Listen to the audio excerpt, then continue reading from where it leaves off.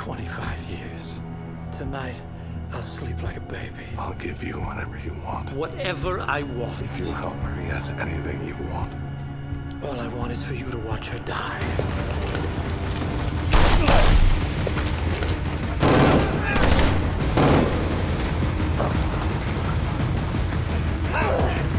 Hurry, Raymond! I'll put you down the hatch.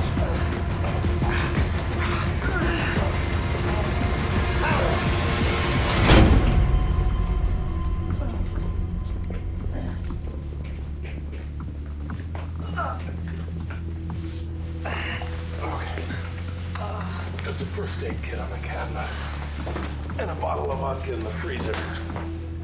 We'll get you properly sloshed before we go poking around in that wound. Is there another way out? No, that is the only way. Here, take a sip.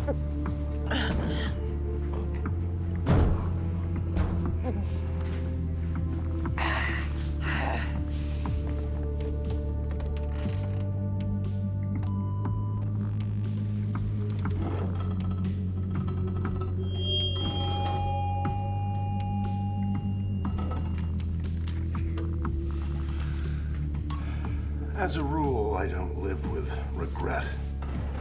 But what happened to your family was a horror that should never have happened. When I first got the Sikorsky archive, I was young and careless with some of the materials that would eventually put you and your family in harm's way. I didn't kill them, but even inadvertently, you're right to believe that I was ultimately responsible for their deaths. I appreciate that. A deathbed confession is always very moving, but it won't commute your sentence. Well, you had a bite at that apple. You won't get another one. I have Elizabeth to thank for that. I guess my years of dedication had some impact after all. So much for irony. I've waited years for this. I can wait a few minutes to break through some flimsy hatch in the floor. I should tell you that the intelligence packets weren't the only things I acquired from my Eastern friend. As I mentioned, I was young, and whatever the hell Vim is, I was full of it. My appetite was voracious. And as the Soviet Union fell, I gorged myself on information, money, weapons, women, men. Everyone wanted something, and I wanted everything, including a nest in Latvia. I mean, why not? Riga's a beautiful city. The Rundale Palace puts Versailles to shame. The country is home to more than 7,000 breeding pairs of storks. And, well, it's a nest. Built at the height of the Cold War, this facility is capable of withstanding a 20-megaton blast. Well, not the entire facility, just the, what did you call it? The flimsy hatch in the floor where the Ruskies would take cover in order to repel the ugly Americans. And here we are. You're American, you're ugly, and I'm about to repel you.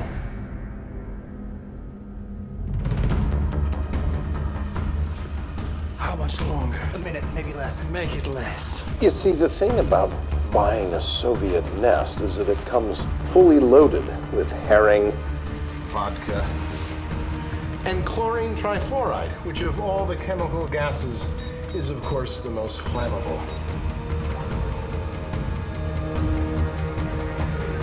What are you gonna do? Destroy all your intel? The source of your power? The source of my power is right here. She won't be destroyed. Certainly not by the likes of you.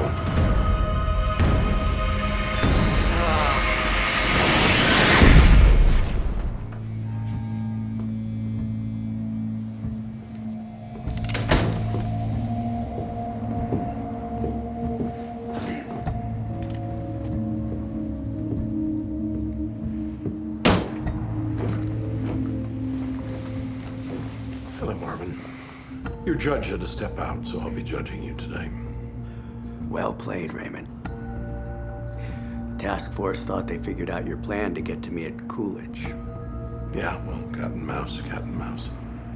How did you convince the judge to step away? I didn't have to. He was summoned by his boss. Marquez, right. I knew you had a hook into the chief judge, I just didn't see the play. You always were a great strategist, Raymond. You were always a great consigliere. What a sad end or association. Our friendship. Is that what I hear in your voice, Raymond? Sadness? In part.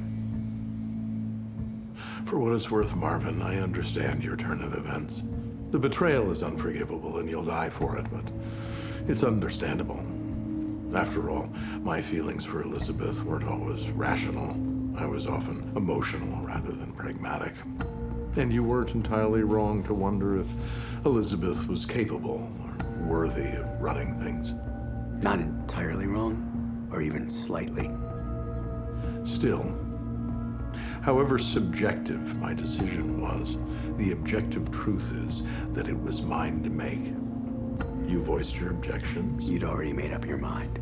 And once the choice was made, it was your obligation to live with it, Marvin. Even if it meant watching everything we'd built crumble before my eyes. Yes. No. I wasn't your servant, Raymond. I was your partner. We created an empire together. I may have been in the shadows, but it was my life's work too.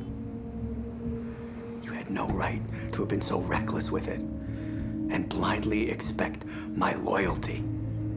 I loved you, Marvin. But we were never partners. You worked for me. I valued you. I pulled you close. I wanted and needed your help and friendship. I never dreamed that it would cost me Elizabeth. You never dreamed that I would have the courage to defy you. I wonder how many cowards have gone to their graves insisting on their own courage. You think I'm a coward? Marvin, if you wanted Elizabeth dead, you could have done it yourself in 1,000 dignified ways. Instead, you used Van Dyke. You let him shoot her down in the street to hide your involvement. You targeted Harold because you were afraid the task force would help me discover what you'd done. I was brave enough to go to war with you. Only because you had nowhere left to run. Framing Hetty. Creating the specter of Kate Kaplan. Those were acts of cowardice, Marvin. The Department of Justice may hope otherwise, but you are not me. You can't hide from me. You can't best me. And God knows you could never replace me. We are sitting in a federal courthouse, and I have the power to put you down like a dog. No deal could ever protect you from me. Then do it.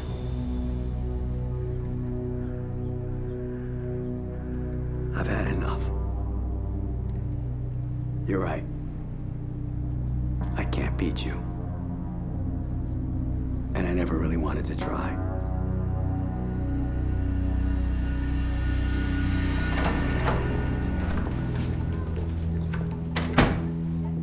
Hi, Abby. Thanks for the heads up on the push. Judge back? Should be any second. The defendant's waiting inside. You can go on in.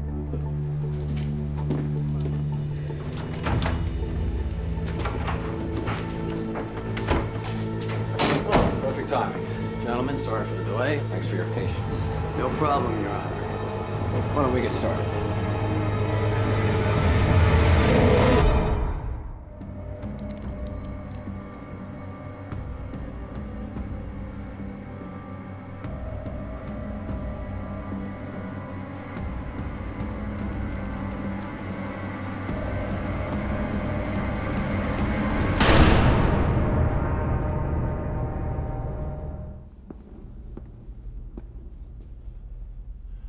What a long, strange trip it's been, Alan. Listen to me, Ray. I don't know how much time we have, so you need to pay attention. I've been able to hold everyone off, convince them that it's in their best interests to let you live. But people aren't as scared as they once were. Some aren't so sure you even have it. Do you have it, Ray? Do you have the fulcrum?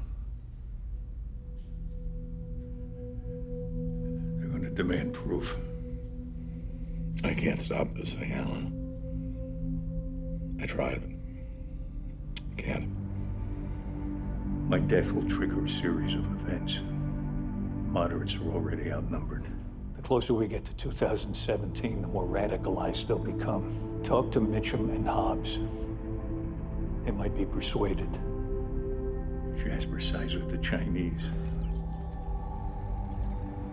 Wait, listen to me, Ray. This is critical. I have a safe. Get to it. The combination. 8-30-44. Remember that. Say it back. 8-30-44. 8-30-44. Margaret's birthday. You've had a wonderful life together, Alan. 51 years. Last month. The safe. Yeah, the safe. It's in St. Petersburg, in the wall, on the second floor.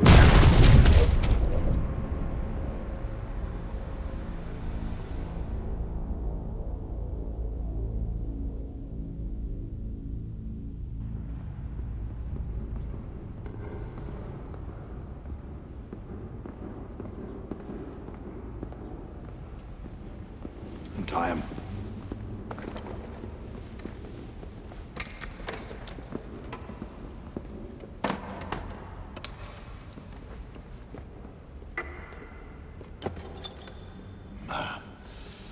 Thank you.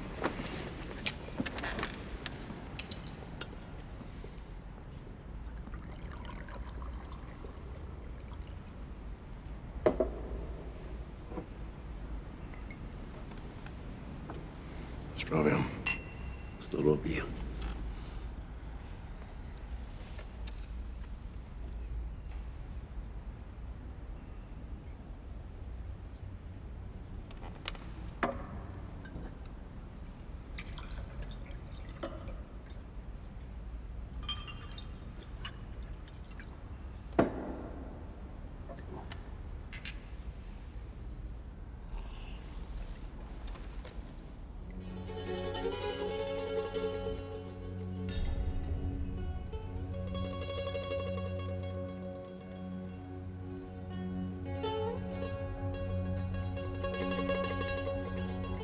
I remember the parades from when I was a young boy, standing by my father, seeing those trucks coming by with the rockets and cannons. Beautiful.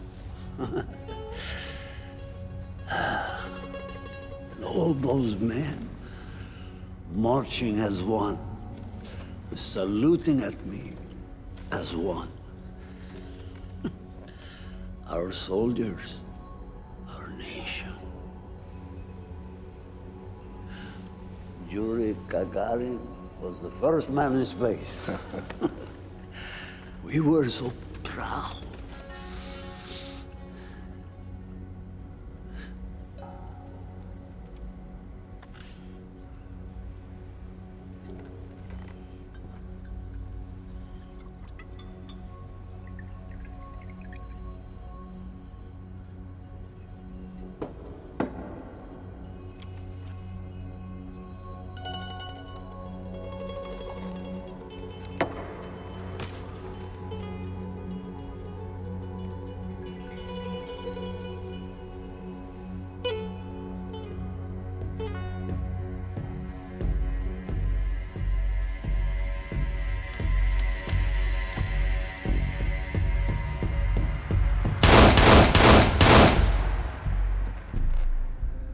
Now I get it. Reddington and your husband, how they knew each other. Reddington didn't know you through him. He knew him through you. As a duffel bag. Where is it? How did your husband come by it? And why didn't he tell you what was in it? Because you killed him before he could. And if you try and tell it now, I'll do the same to you. Utter one word, one article. A, N, B, and I'll shoot you. No, he won't. Because if he does, I'll shoot him. You're right. I am unwilling to accept that I am not entitled to know why my husband died. I am hurt. I do blame you, and pulling this trigger, something I desperately do not want to do, is me howling at the moon, which is definitely your problem, not mine. Tell the story. Tell it! Stop! Wait. My hands are up. No gun. What are you doing? I'm not a threat to anybody.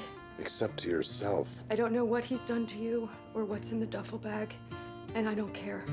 All I know is that my entire life, he's protected me from you, and it's about time that I started protecting him. Look at me. Anything? I'm your daughter. One you abandoned 28 years ago on Christmas Eve. Jennifer. Did you think of me at all? In my pink room, in my pink pajamas, waiting for Santa? When I went to sleep, my world was perfect, and when I woke up, it was destroyed. My daddy gone. Did he just leave? Was it an accident? We didn't know. All we knew is my daddy, my good, kind, and decent daddy, was gone. And then, come to find out, you weren't good, or kind, or decent. You were a traitor. And we were sent into hiding. From you. From my father. And I'm telling you this because if you were at all happy to see me, which I'm sure you're not, but if there's one shred of relief that I made it through this ordeal, it's because of Ian. He saved me. And so I'm standing here, asking you, my father, to please save him. That's entirely up to him. Dembe. Now the only time that he is when he's Call 911. Tell them there's been an officer-involved shooting. Tell them it's a 1033. Say it. It's at 10:33. You will not die. You hear me, you piece of crap? Not until you tell me what you know. You will not die.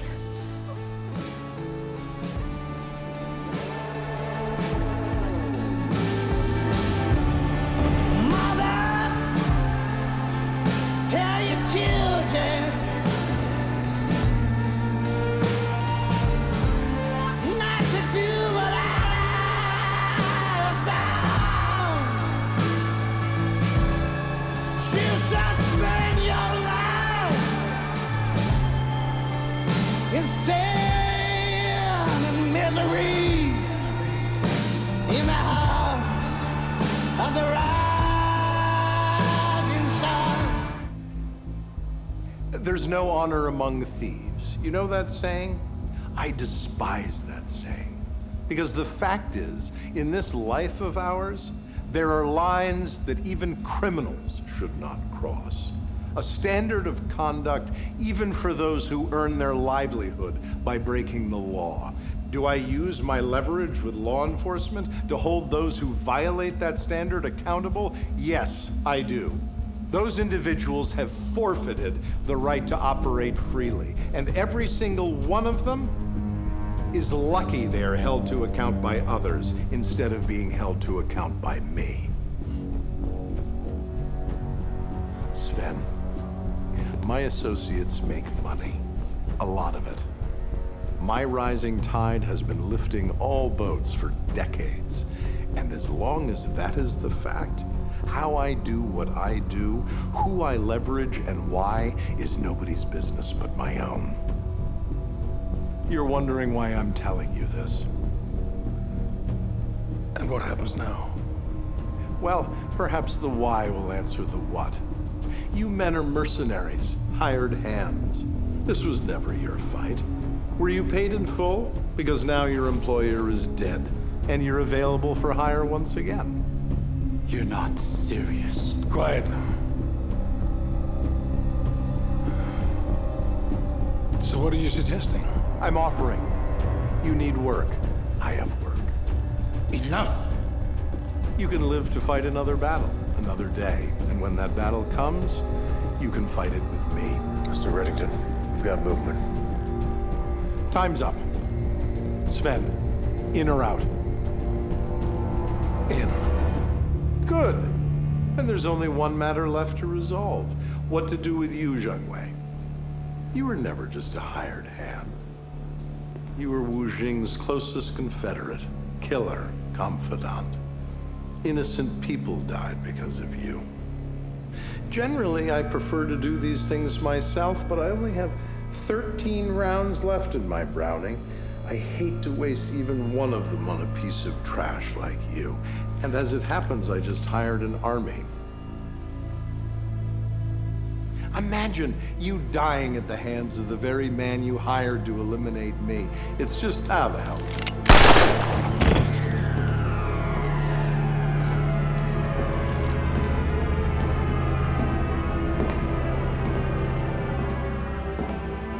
How are we? All clear.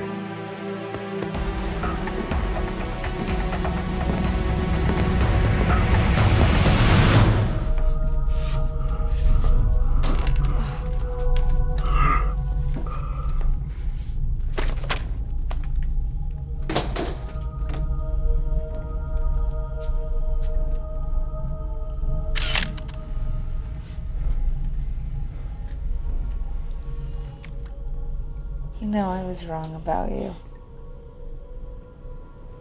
You're not perfect.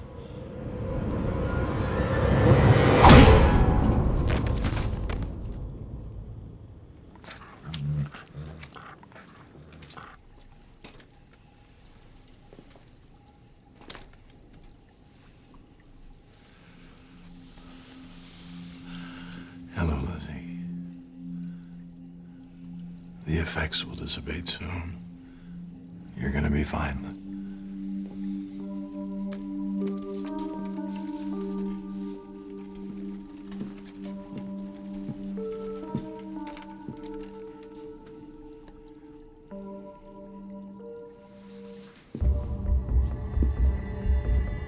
Okay.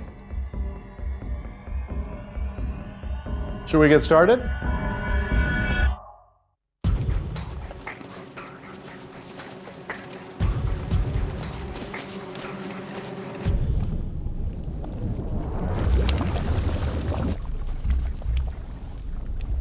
A farmer comes home one day to find that everything that gives meaning to his life is gone. Crops are burned, animals slaughtered, bodies and broken pieces of his life strewn about, everything that he loved taken from him, his children. One can only imagine the pit of despair, the hours of Job-like lamentations, the burden of existence. He makes a promise to himself in those dark hours. A life's work erupts from his knotted mind. Years go by. His suffering becomes complicated. One day he stops. The farmer who is no longer a farmer sees the wreckage he's left in his wake. It is now he who burns. It is he who slaughters. And he knows in his heart he must pay. Doesn't he, Stanley? No, Red. He couldn't help it. Maybe you're right. Maybe he could change. Maybe he's not damaged beyond repair. Maybe he could make amends to all those that he's hurt so terribly. Or maybe not.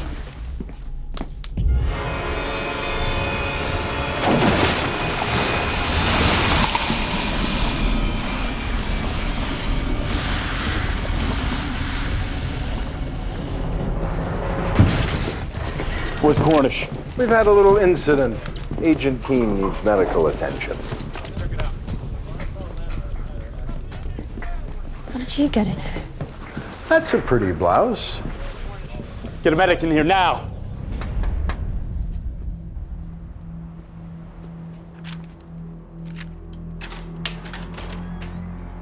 Good afternoon. You're good? This stays outside. This. Raymond, I'm fine. I'll wait outside.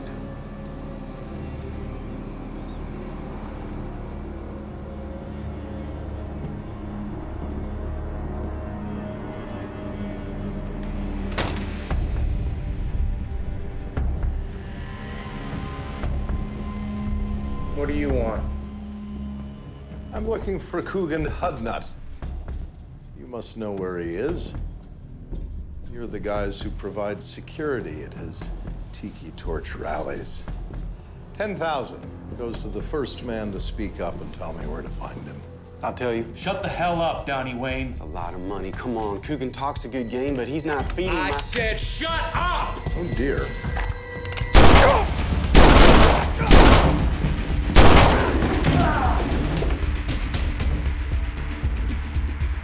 Looks like we have a winner. Where's Coogan?